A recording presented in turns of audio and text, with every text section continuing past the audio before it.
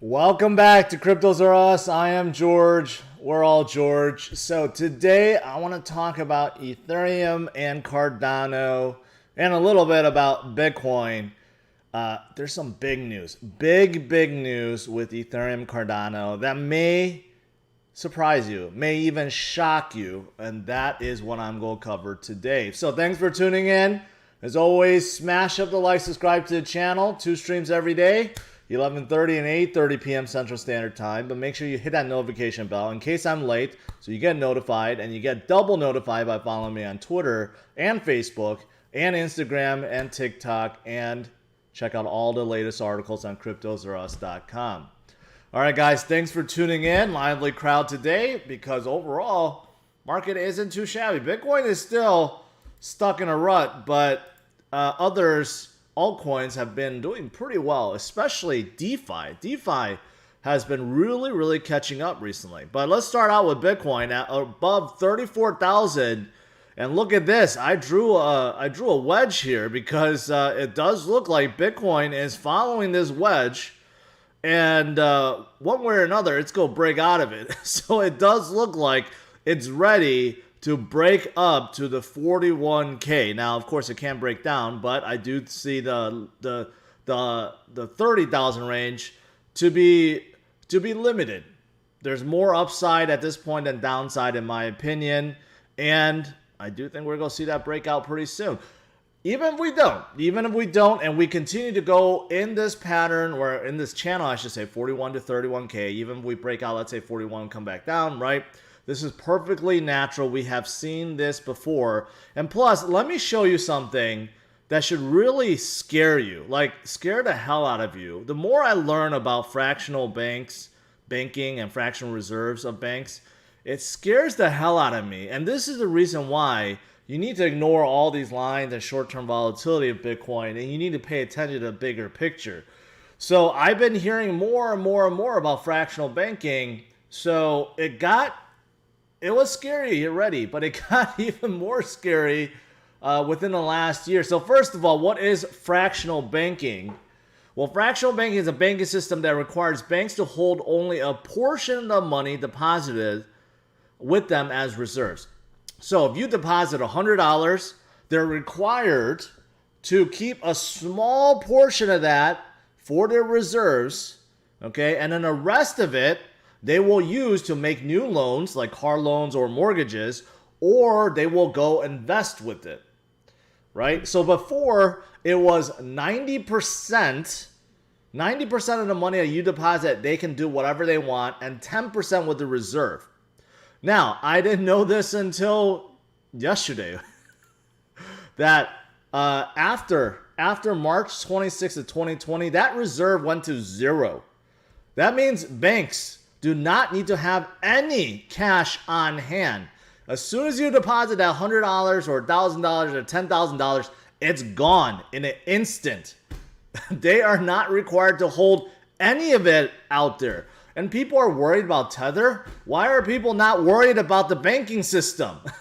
If those loans that they give out collapses, or those investments that they have made collapses, guess what? Your money is going to zero because all these banks are going to go belly up. They don't have any reserves at all. This is crazy if you think about it. It's crazy. The only reason why the reserves, this requirement was put into place, was because of bank runs. During the Great Depression, everyone tried to withdraw their money out, and all the banks got dried up, and there was nothing left. And this is why this reserve was put into place, which was removed last year. At least this is in the U.S. The more you think about this, the more scary it is that the banks are required to hold zero of your money. Now, you could say FDCI insurance, which only goes up to $250,000 per account. But again, if all the banks start going belly up and billions to maybe trillions of dollars are gone, what's going to happen? Can the government continue to print more and more money? Maybe, but then that just leads to what everyone's fearing. Inflation, and crazy inflation, hyperinflation. Again, I'm wrapping all this into the fact that this is the reason why so many people are getting into Bitcoin. Okay, so you can't have messes like this. You can't have governments or banks, central banks, make silly mistakes or remove requirements or apply monetary policy or cause artificial inflation. Basically, this is why the big boys are looking at Bitcoin. And the more you understand fractional banking, this is just the tiptoes. The more you understand, the more it gets scary. The more it gets scary, I should say. So I just want to lead with that. Okay, now let's get to the big news for Ethereum and Cardano. What's the big news for Ethereum? Well, here we go. The London mainnet activation date is set on August 4th, 2021. At least this is the proposal. This is what everyone is looking at. August 4th, 2021. Now, if there's some kind of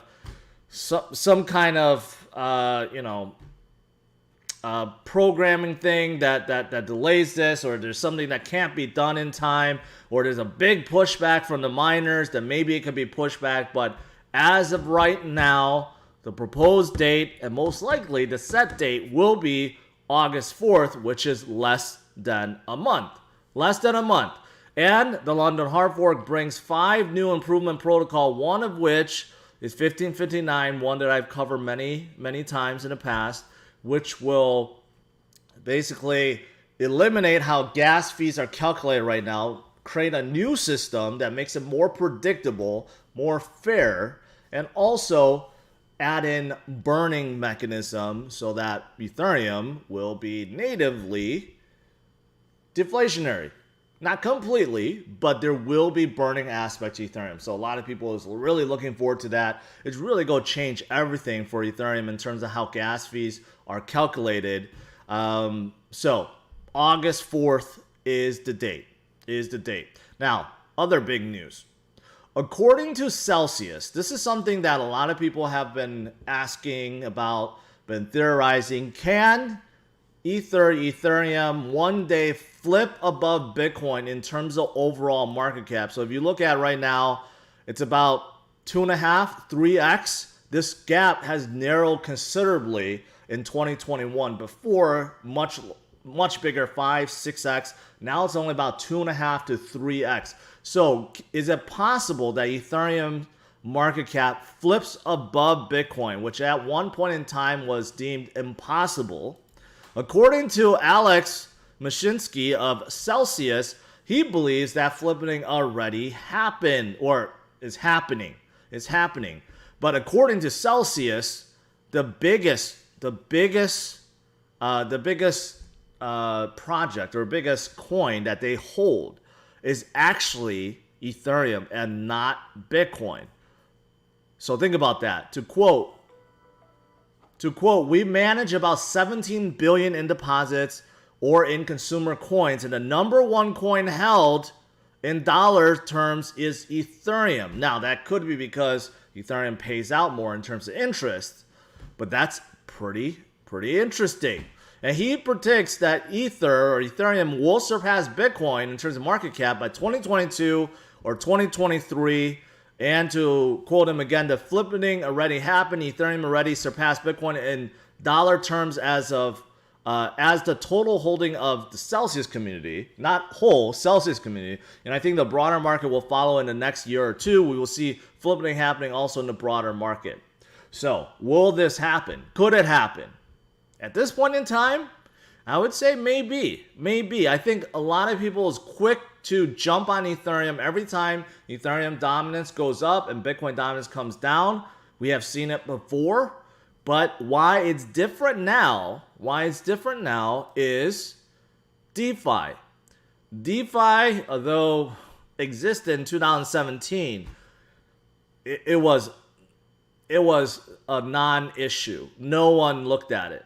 Non-issue is the wrong word to put it. It was basically something that no one paid attention to at all. Aave existed as Ethlin, but no one really cared or used it. 2017, the reason why Ethereum went up was ICOs. ICOs were hot. A new way to raise funds for crypto projects, and everyone was jumping on. There's a new ICO every single day, right? That's why Ethereum went up. But when ICOs didn't perform, and when crypto winter hit, everything crashed back down. But DeFi is different. Decentralized finance, I believe, is here to stay. Why so many people love Ethereum, why institutional investors are getting Ethereum, because of DeFi, right? So because of DeFi, can Ethereum drive higher and surpass Bitcoin? Maybe next year, or the year before, after that, or maybe before the next halving. Maybe. So we will see. But according to Alex, he believes that it already happened with Celsius, but he believes it will happen with everyone else. All right, to move on from Ethereum, what else is there? Cardano. Interesting case. eToro also came out and said not Ethereum, but Cardano has leapfrogged Bitcoin as the most held cryptocurrency among their clients. So again, Cardano, this is a big endorsement, right? I know I've talked about Cardano and how much is staked within Cardano. I mean, over 71% of all ADA is staked in a Cardano pool, which is crazy if you think about it.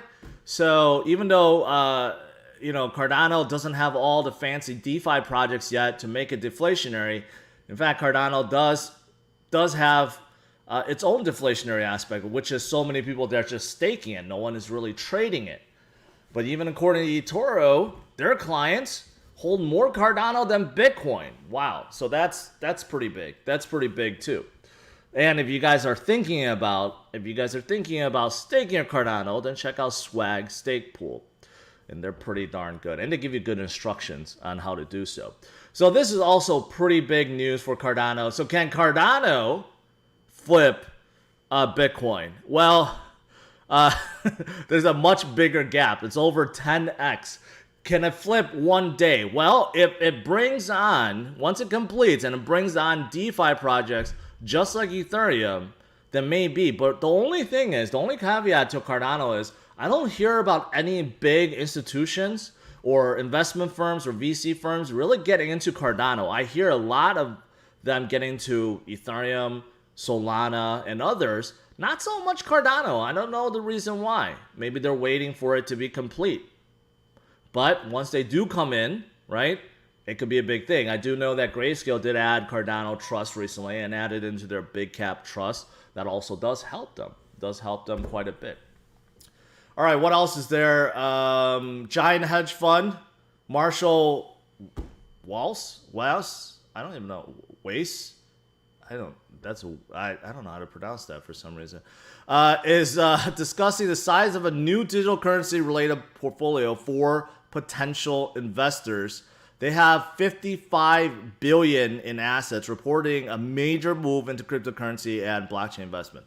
So again, I've been telling you guys about the big boys trying to get in, right? Even though the price may not reflect it right now, maybe, not maybe, this consolidation period, or you could say price suppression, whatever, this is golden opportunity for these big boys to jump in. They go jump in and buy as much as they can, accumulate as much as they can. And I've been showing statistics on how much they've been buying behind the scenes, right? All OTC market, which is purposely done so that it doesn't move the price, while the mini whales, the manipulators, are trying to manipulate on the spot market, which is what most people pay attention to. But if you look at how much buying is going on behind the scenes, it will really shock you. And this is what we need to follow. All right, so besides them, Aave price hits a 3-week high as Aave Pro debuts for institutional lending. So Aave, I just mentioned, it used to be ETHLend. Now they're Aave, and now they're getting into institutional lending. Interesting. This is kind of like Celsius and BlockFi, because both BlockFi and Celsius and Nexo, they all get into institutional lending, right? Aave is a little bit different, but they're getting into it, so we'll see if they can compete with the big boys right now. But besides Aave, I mentioned about DeFi, how hot they've been, right? Within the last week or two, a lot of them have really jumped up. You look at Aave's total locked-in value have jumped up significantly, over $11 billion. A huge jump.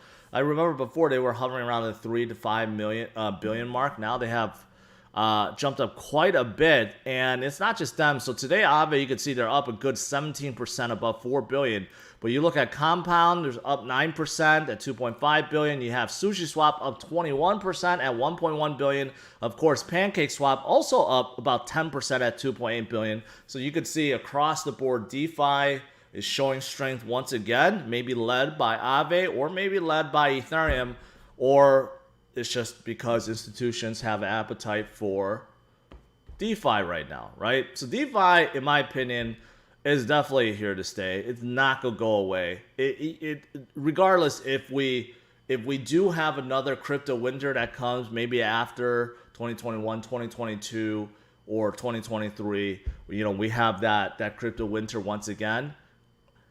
I think DeFi is here to stay. I think these big boys that are coming in, once they get in, they start investing into these projects and they nurture them and cater services and all these things related to them. I think they're definitely going to grow much bigger. Just starting out right now is very, very early indeed, which is why I'm a big altcoin believer. Not only DeFi and NFT marketplaces, but also the chains that support them, right? That's why I believe it's very important to get in early, because these are the ones that you want to speculate on, the ones that do have longevity, that will continue to build and grow and will be here years, to come, right? Not the meme coins that so many people like to jump in and say, "Ooh, look, I made a quick buck," and then the next day lose it all and lose even more, right?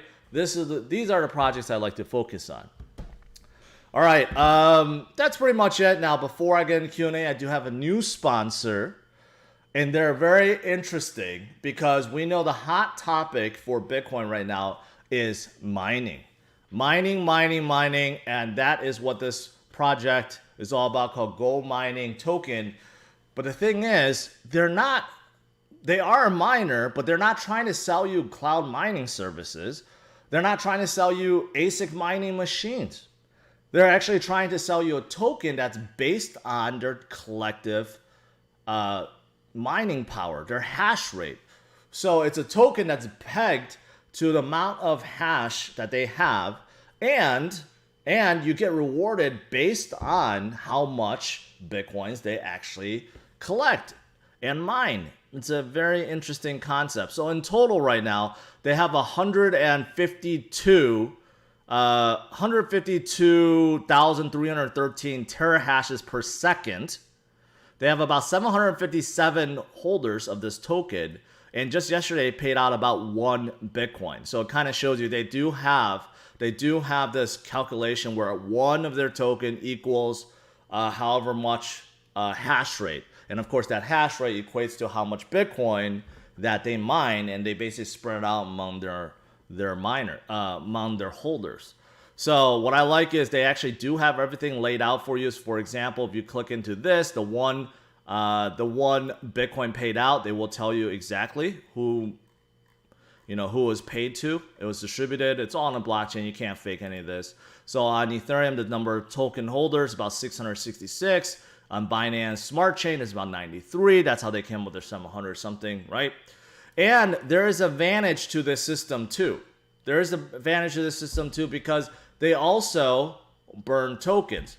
They add in new tokens when they add new machines to their mining farms and their hash power increases. But they also periodically burn tokens, which increases how much you get in total. So this shows you previous times in April, May, June, July, how much hash power they have, how much additional computing power they added, how much tokens they added, and how much they burn from the new supply.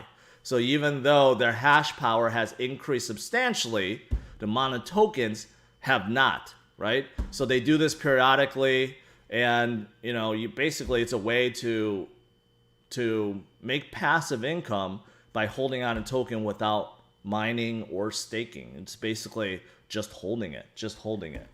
So that is what GoMining is all about. Oh, by the way, here's a live view of one of their farms. That's pretty nifty, and they do have farms spread across the world. And according to this, they only have 2 in China, which they may have to relocate in the future. But for the most part, most of theirs is outside, even 1 in the United States and 1 in Canada. Very, very interesting. All right, so if you're interested, check them out. I have all their links in the description. And for 48 hours, they have a code where you can buy their token for 10% off. So that is also in the description. All right, guys, let's now do some Q&A.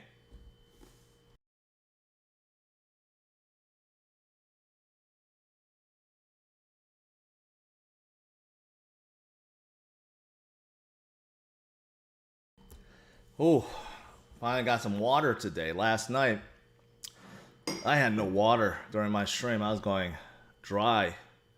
It's tough. Love buying the dips. I love George, according to LeBron James. Thank you. What about capital gains taxes changing soon? I don't know. There's a lot of proposals. I don't know what's actually real and what's not. Patriots uprising. Appreciate that. Breathing is a scam. Okay. Okay. All right, what else is there?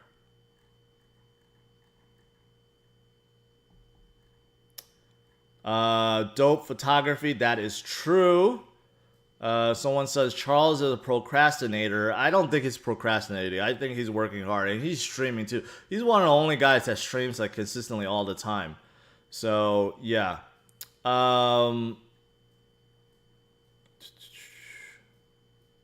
Well, Charles did say, according to Jason, Charles said a year ago we have thousands of projects running on ADA, and I do remember he did say that if it wasn't, I think if Gauguin wasn't done by the end of 2020, he would eat a shoe, and then he decided that he was not going to do that. Dharma Capital has invested. I don't know what this project is. Someone is asking about NNIFI Nephi. Pretty big market cap on Uniswap. A new era for DeFi, built on open patent scaling technology, allowing for instant finality, low cost, predictable gas, interoperability. Okay. So basically, according to them, it's like they could do everything. Really fast chain. A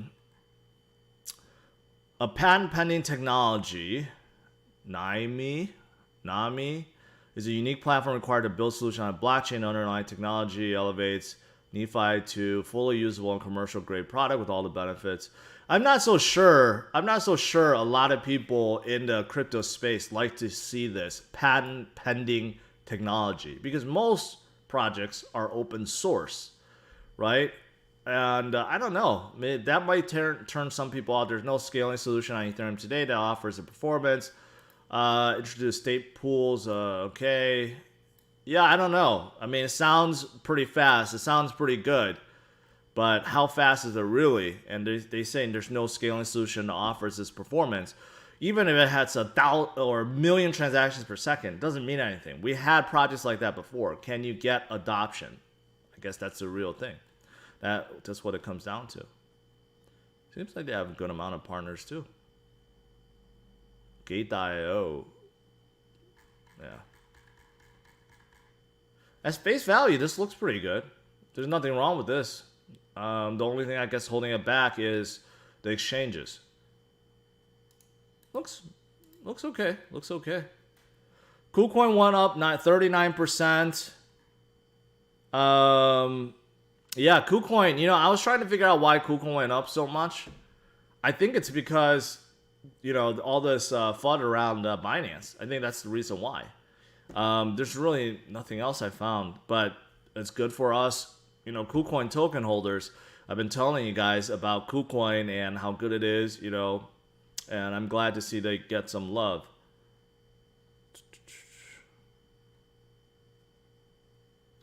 Any news on the Vegas conference? Can't wait. Sean, there is some news, but it's not good news. I think I'm going to postpone my conference. So the thing is, there's just not enough projects that want to participate. Most of the projects that I've been talking to, they're overseas and they just don't want to travel. There's still lockdown restrictions, quarantine restrictions, and all this stuff. So to have a conference with not a whole lot of projects that's there, it's not good. So I think I'm gonna push it to next year, to spring of 2022. But in the meantime, I'm trying to figure out a way to just do like a meetup or a dinner or something so that I can meet some of you guys. So that's the latest. That's the latest. Dope. Thank you. But I'll let you guys know as soon as I decide. Have you seen a recent post from Congress Trading? They compiled some of the speakers' policies of trade. I looked at that. I think I glanced over it. Not really. I don't know. Why is she relevant with crypto? I guess I just don't understand that. What do you think about Neo? I think they could do well. Their Neo 3.0 chain is still pushed out for a long time. I think it's like September. So we got to wait a few more months.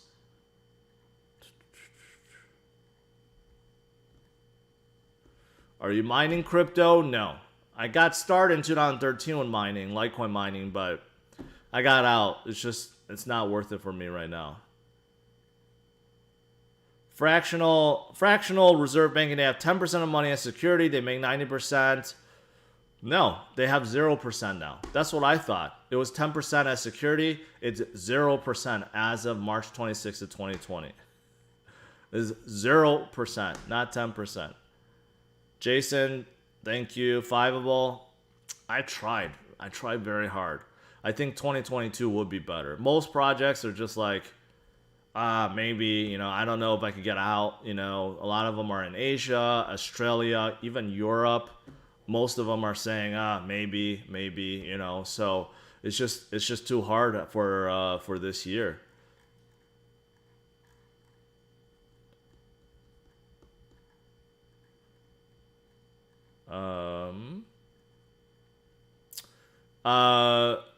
Yeah, Ecomi. Some of you guys asked about Ecomi. I'm still waiting for their Marvel stuff to come out. Cardano ecosystem getting hot. Thanks for thoughts on ADEX, DEX, and Cardano. An impressive team. Roger Ver made. Well, see, as soon as you said Roger Ver support them, is when I say no, because I'm not going to support anything Roger supports until he admits that Bitcoin Cash was a mistake and that he's going to get out of it and he's going to get back into Bitcoin.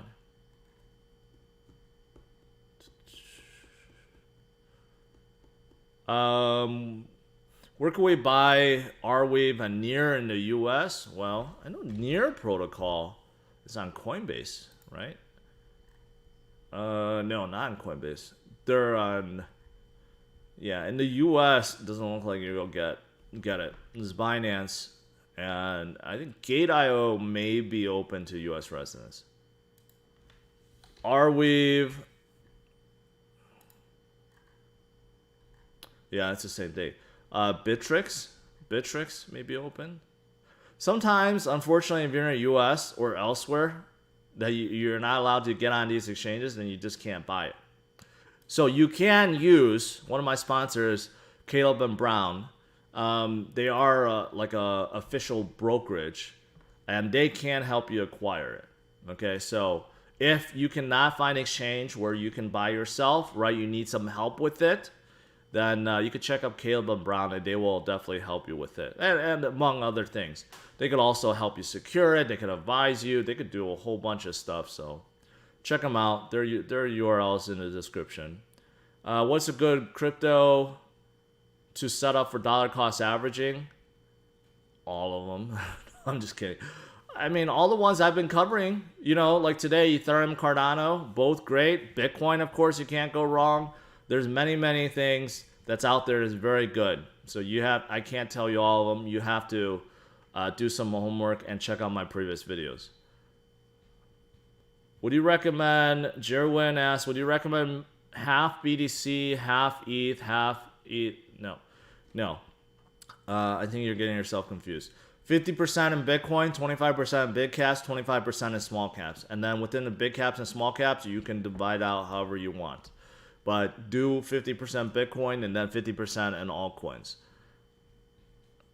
Layer 2, I hope. All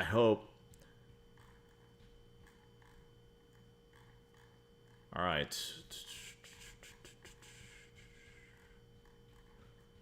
Scrolling down. Italy or Spain? I haven't traveled to either country, so I don't know.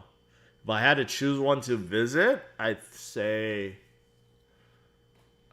I don't know. I think probably Italy if I had to choose one to visit. But hopefully I'll visit both of them. Any thoughts on Maker? Maker's just a lending play. It's been around for a while. So if you want to borrow money, you put down collateral, then they'll give you DAI tokens. You know, it's a stable coin. It's not very exciting. Any thoughts on million token created by TechLead? No. I don't think I should pay attention to it either.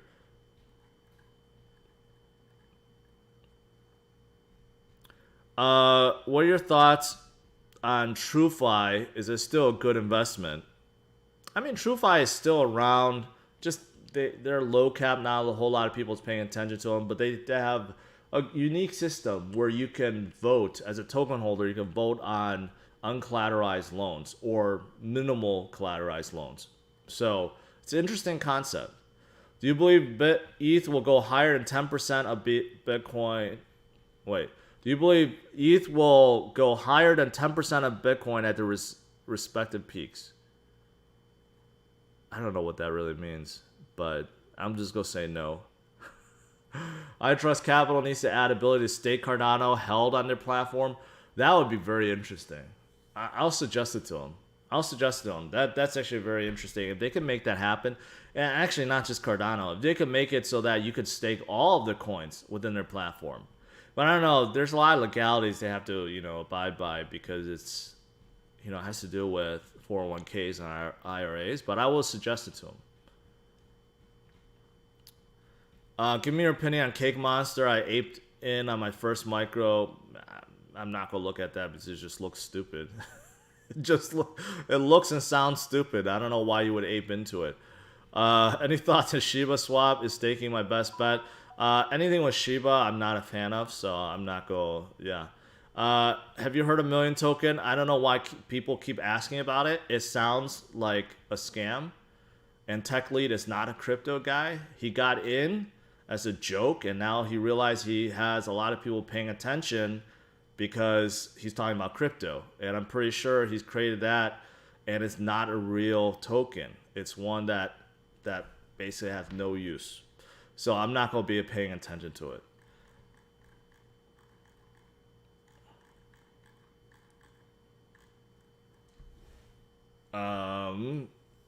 A well-meaning friend convinced me to buy Holochain as peak. Don't know if I should continue. I think Holochain is a good project. I think it's one that could do very well in the future. So they have decentralized storage. They're also DAG, and they're building on a new chain. So I think they could be good. How do you feel about launch pads? There's too many of them. Think about it. You have only so many projects coming out, and you have like 50 launch pads now, right? So I would say stick with the big boys. The new ones, and plus even the big boys for launch pads, they don't do well. The projects that they launch do well, but the launch pad themselves, they don't have that much attention. There was a very hyped up launch pad back in 2017 that I thought was going to do well, and they just died. A lot of projects, they could just launch without a launch pad. There's really not a need for it. The only reason for the launch pad is to bring more publicity or attention. But if you could do that yourself, you don't need to go on a launch pad. So, yeah, I'm not a big fan of launch pads. Polygon has been kind of dead. Nothing wrong with it. Nothing wrong with Polygon. All right, last few questions. SA is a safe haven. They're solving a herding issue. No, they're not. No, they're not. No one's gonna trust them. If you had 7-8 figures in crypto, you go give it to a unproven company to pass on. No, I'm not gonna do that. No one else go do that. It's just way too early. Function X mainnet launched today. Watch out. Okay. Flare Network, have not looked into that yet. All right, last question. Thoughts on Cardano's concurrency problem? That's, I have no idea what that is. I have no idea what problem. I have no idea what problem. But I'm sure they'll figure it out. All right, guys. So to conclude, fractional banking, very, very bad indeed, which is why you need to pay attention and you need to buy more Bitcoin, in my opinion, although not financial advice. But also, big news on Ethereum, a date set for EIP 1559. Celsius thinks that the flippening already happened, and Cardano also may be flippening, at least on eToro. All right, guys, thanks for tuning in. As always, smash a like, subscribe to the channel, and tune in tonight, 8:30 p.m. Central Standard Time. And last question, is ETH and ETH2 going to have different prices? No, they will combine eventually. All right, take